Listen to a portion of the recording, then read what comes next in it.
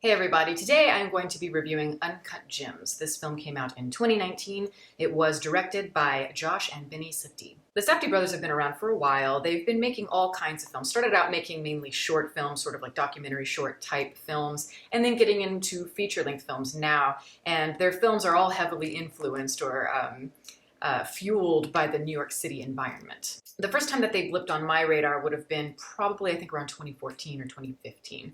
And that's when they made a film called Heaven Knows What that I reviewed at the time.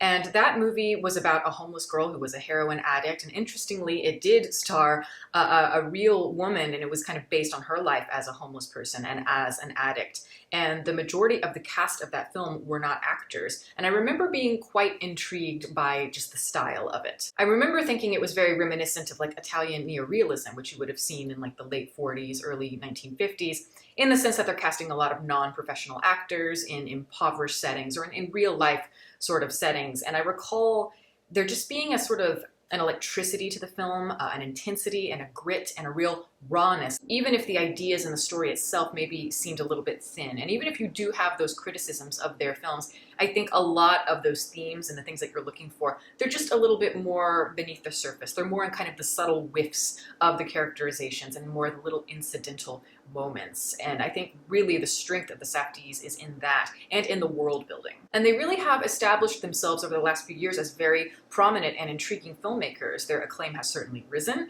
and therefore their budgets have risen as well. Now they can cast a lot of, famous actors sort of as the main characters of their films, though they do still cast a lot of non-professional actors as well. And that's another strength that they have. They can get really realistic and intense performances out of both the professional actors and the non-professional actors. And with Uncut Gems, I think you can really see a leap in how far they've come artistically, creatively. There is more of a focus there, and there's a lot more detail, and I think that's really pleasing to see. Admittedly, this is not really the type of film I naturally just gravitate towards, especially the subject matter. It's something that I know very little about and I don't really have a particular interest in. That said, I think being able to see this world through the Safdie lens really gives everything such nuance. It's so authentic, very, very detailed, as I've said, and I admire it quite a bit. It may not be a film that I see myself returning to a bunch of times, but I think that it's really admirable the improvement they've made as filmmakers and storytellers. This is a sort of typical trope we've seen before in terms of the story itself. I mean, it is that classic American addiction story, and it's told in many forms, but specifically here we're seeing it through competitive drive, competitive edge, asserting dominance through the prospect of wealth, and the repercussions of all of that through the distortion of addiction. It's about how much the immersive feeling of addiction can cause you to sort of drown in the immediacy of things to the point where you've lost your sense of reality. You've lost all common sense, all logic, to the point where it becomes kind of your unnecessary downfall. As someone who has struggled a lot with addiction in the past, I can tell you that watching it from my point of view, it captures all of that very, very well. I mean, almost too well, I think. As in, like, I could feel flashbacks from my own behavior and that mindset from those earlier days through just a lot of how it's shot. It's through the rhythm of the camera work, which has a sort of, in a way, it kind of reminded me of like a Catherine Bigelow type of style, a sort of docudrama grittiness with this kinetic palpability. It's chaotic and like a pure rush of adrenaline almost all the way through it, where it doesn't even feel like you're watching a film.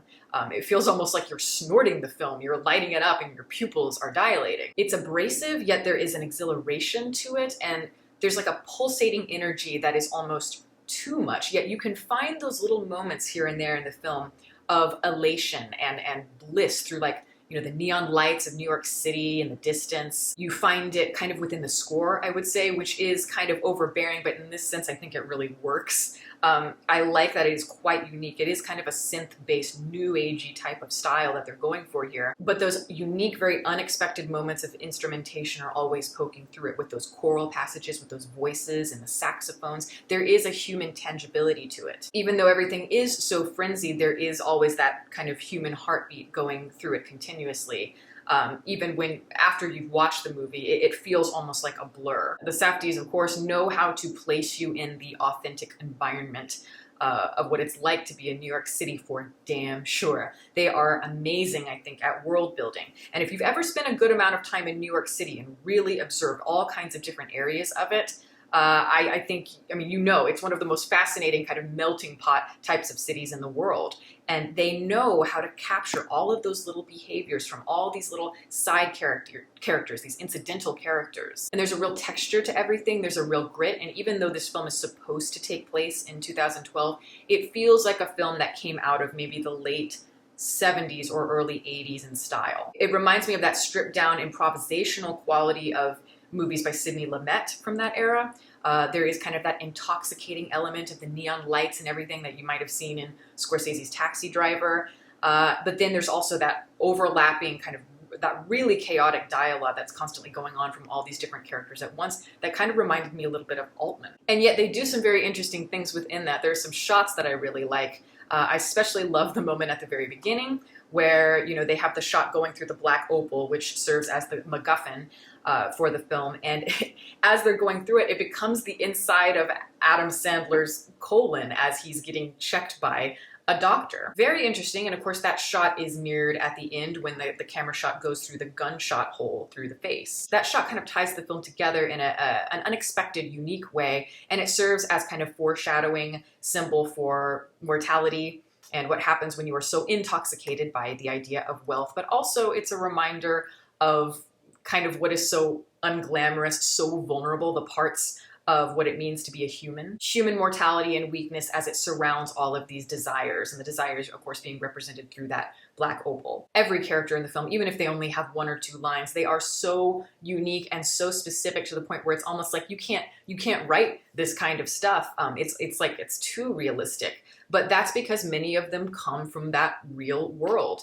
And like I said, they're really good at casting people that come from that actual world, people that are not actually actors. Having them all cut from the same cloth makes them very convincing, so we feel even more immersed in that sort of docudrama style. Half the time I don't know what they're saying because so many of them are shouting over each other, but I don't think you really need to know what they're saying. I think you're just sort of kind of taking in all of the nonsense. You're just absorbing the behavior little by little. Adam Sandler's character, who's this jeweler and addicted gambler at the center, I mean, he's just perfectly cast for that role because I think as a person, he has that sort of likability and an energy to him, even though it may be a little bit quirky. But also part of his charm is that he's kind of this schlumpy kind of man-child, pathetic at times and painfully human to the point of near embarrassment as the character. And he is riveting in every second of the film because he can bring all of those things out. That's going to sound like an insult, but I think that that's really part of his strength as a persona. He can play so many different facets to this character in a span of like 60 seconds, but they're all very subtle and you really have to pay attention to them. It's like he is a pinball machine where the ball is just going ding, ding, ding, ding, ding, and the lights are going off and it's just like, whoa, whoa, whoa, you need to calm down. It's because of that very addictive, very distorted, frankly, very childish and stupid behavior, almost to the point of parody. He is brazen and ruthless and constantly making so many missteps. The further he goes, the more missteps he makes to the point where he's drowning in toxicity, yet you never really get a sense that he's truly miserable. He's always going for it, and that's part of why you're interested and why you root for him. He's always searching for those joys, those little hits, if you will. And, he finds a way to be charming, even though at times it might seem kind of to an artificial degree to get what he wants. He is a salesman naturally, and he's kind of depending on approval at times, but he's a bad salesman. That immaturity and those desires are constantly wrestling with those natural instincts. And the chaos that is happening around him, he seems to always blame it on other people rather than on himself internally. Adam Sandler is an excellent actor, and he has proven that multiple times in the past. Of course, I would like to see him push more in that direction and be taken more seriously, but at the same time, I feel like that's who he is in real life. That is such a huge inspiration for the character and why he was cast, because in real life, yeah, I mean, he's been very honest about it, which in some ways is kind of, refreshing, but, also kind of sad, the fact that he doesn't like to push himself. He finds comfort in making these really bad, these really pathetic commercial movies for profit. He's more interested in that than really pushing himself and expanding his talent.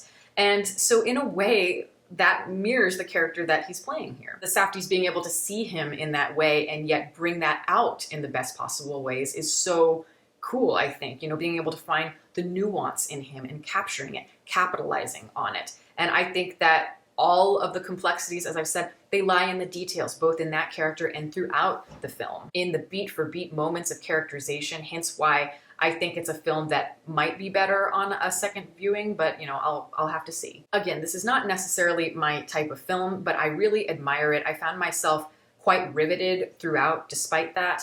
And I do think that if you do find yourself really liking these types of films, this is going to be an excellent film for you. So yeah, I definitely recommend it. And that is my review. Thank you all for listening. All of my social media information is below.